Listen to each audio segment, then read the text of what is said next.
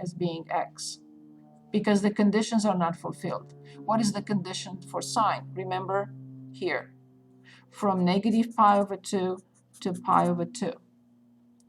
So I can say sine of arc sine 1/2 is 1/2. But when I have arc sine applied to sine of 3 pi over 4, I cannot blindly say is 3 pi over 4. Can I still calculate this? Of course. I will say this is arc sine of the square root of 2 over 2, because that's what this equals to.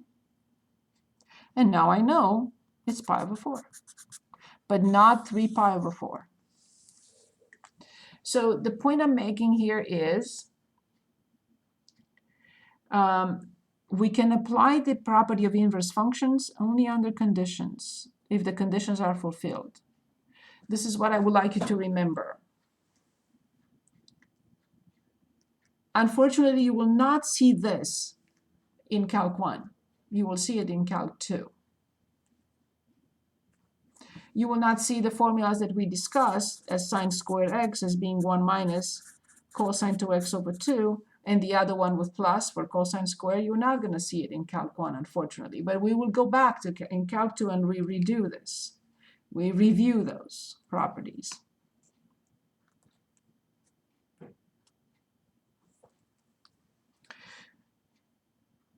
Is this what you had in mind with inverse trig functions? I can go back and look at other properties, or let's look at the handout. Is that what you had in mind? It was something else? That was good, but could we do the like phase shift and amplitude one too? Yes, yes. So we want to go to the trig functions, not the inverse trig functions. Where are my trig functions? Angles, their measure, unit circle, approach, properties, graphs. Good.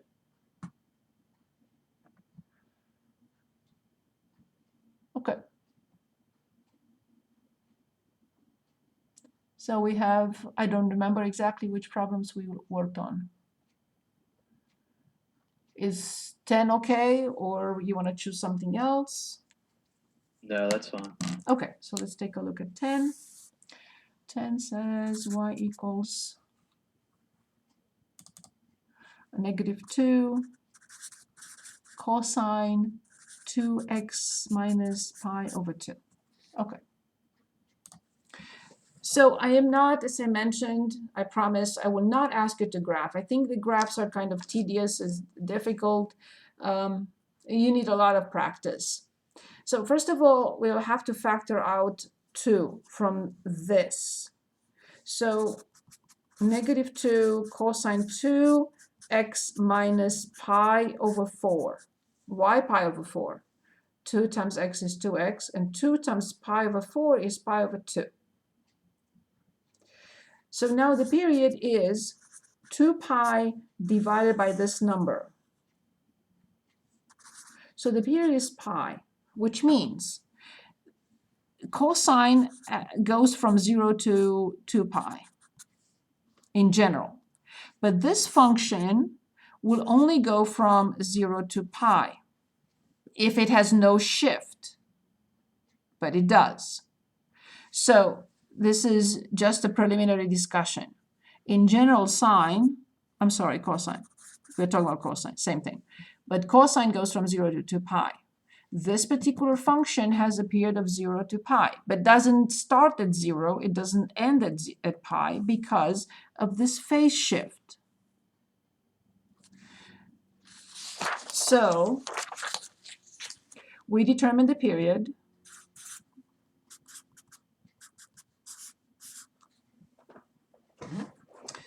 The next step is to find the amplitude, which is always the absolute value of this number. What does this mean? If there is no up and down shift, and there is none, we don't have here +1 or -5. We don't. So that means that the function goes from -2 to +2.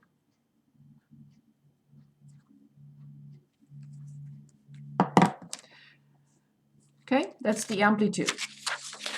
Now, if it has +1, the amplitude is still 2, but it will not start at -2 and end at 2.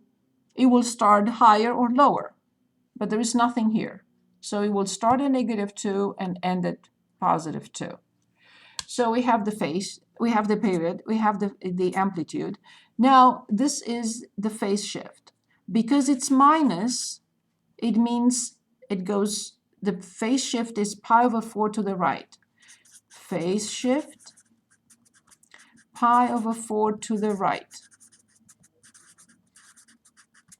And the only thing that I want to ask you to determine is the interval. So if it starts at pi/4, it will end at pi/4 plus the period. That's it. Yes, I will calculate this. So I get the interval as pi/4 and 5 pi/4. I should be able to see the entire one full graph. It repeats for itself indefinitely. One full graph between pi/4 and 5 pi/4. The period is pi. So from the phase shift to the right. Now, if this were positive, the phase shift would have been -pi/4 plus pi/4. So -pi/4, -pi/4 plus pi. But it's minus, which means the phase shift is to the right.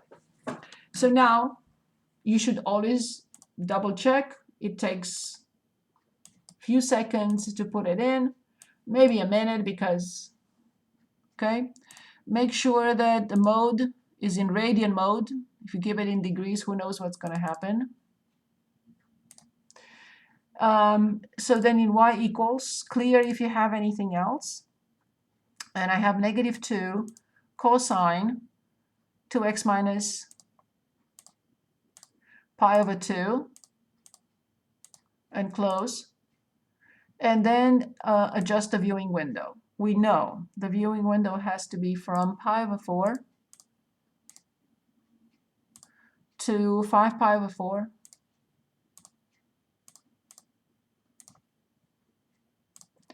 With a scale of pi/4, I choose. And y minimum, I'm going to leave it at -5, but I know it cannot go below -2. It has to be an inverse cosine. It's not going to be a vase. It's going to be an upside down vase because it has a negative in front. Okay, so I'll keep these as they are.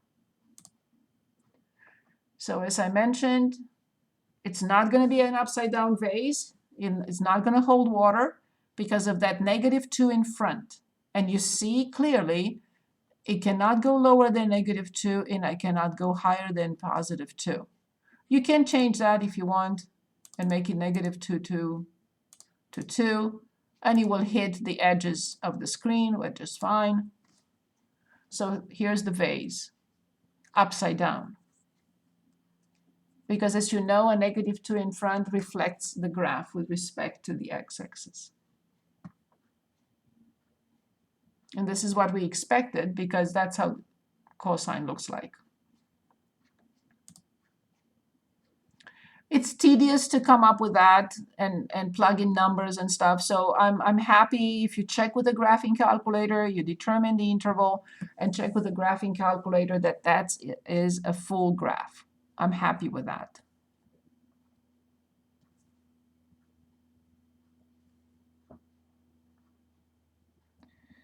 Good.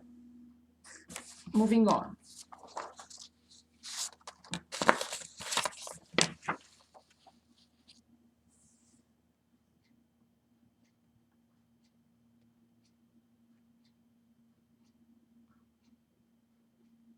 Oh yeah, so I started that problem and I jumped to something else. Let's also look at this. So we had a sine of arc tangent x. Okay, so these are not inverse functions. You cannot talk about any of that. So arc tangent x is an angle. It's the angle whose tangent is x. So alpha equals arc tangent x.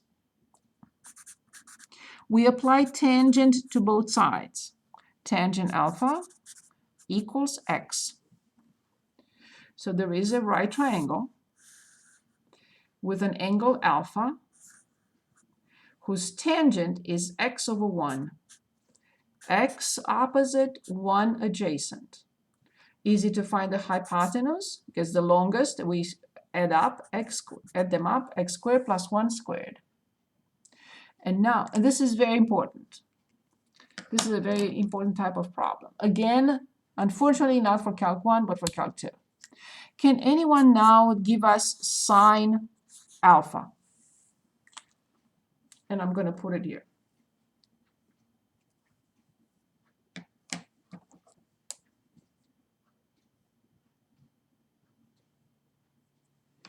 Sine alpha.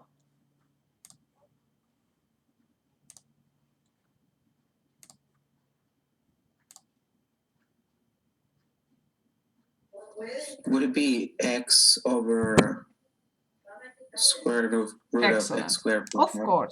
Of course. So it's x over the square root of x squared plus 1, of course. Very important type of problem. However, you will not see it in Calc 1.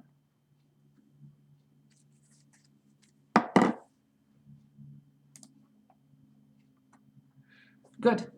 Let's continue.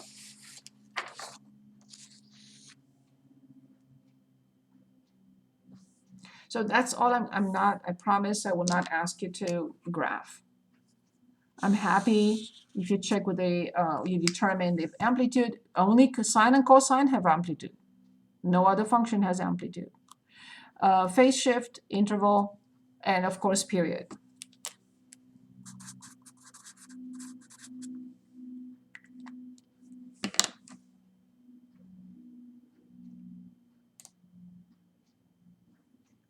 Can we do a rational equation? Yes. Yes. So let's take a look at rational equations. Let's find them.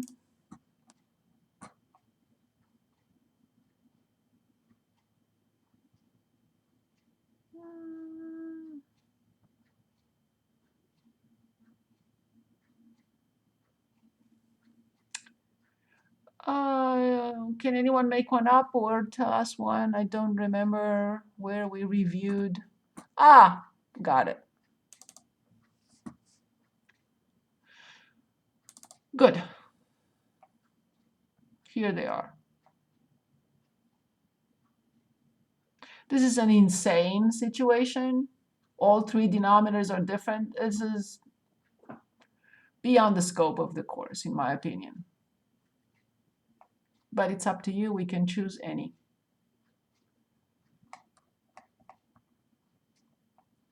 Okay, if that's what you want. I would not put a problem We do with 40. Yes. 40 is too easy in my opinion because both the denominators have this are the same, but we'll do 40. And then we can go to the book and find something else. I will not, I promise. I never did and I never will. This will take us a page and a half to finish up because all three denominators are different. If two denominators, you know, that works, but with three, it's endurance is not understanding of the topic. That's just an opinion.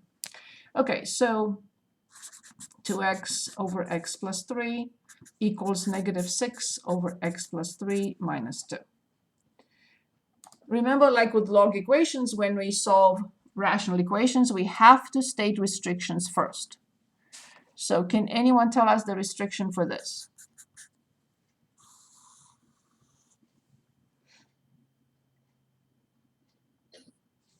-3. Of course.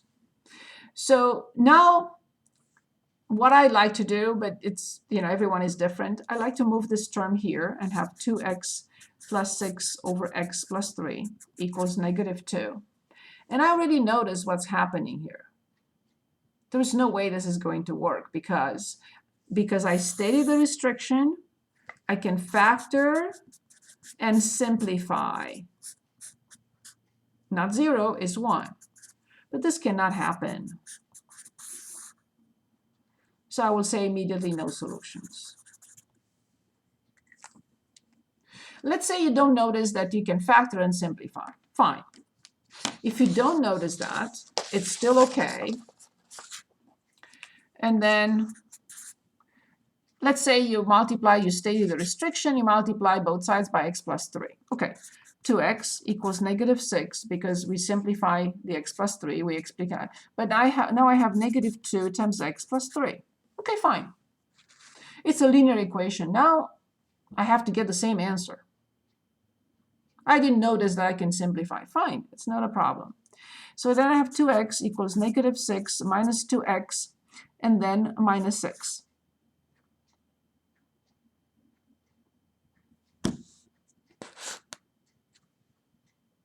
So 2x minus 6, negative 2.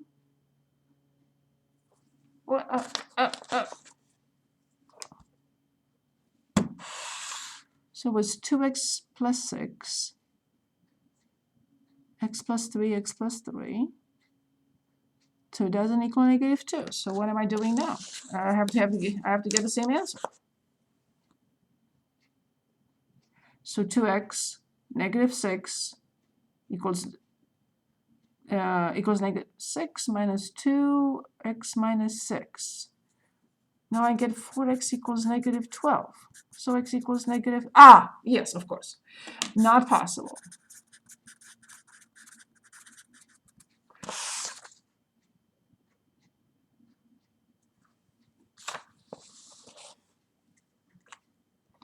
So the answer has to be the same.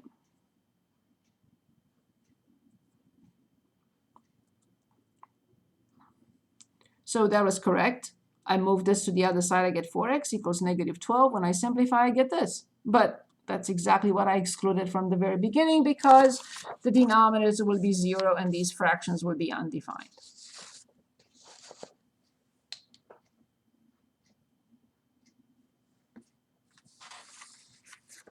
We can find another if you'd like, another rational or something else. Now, can we look at the trigonometric equation from the test?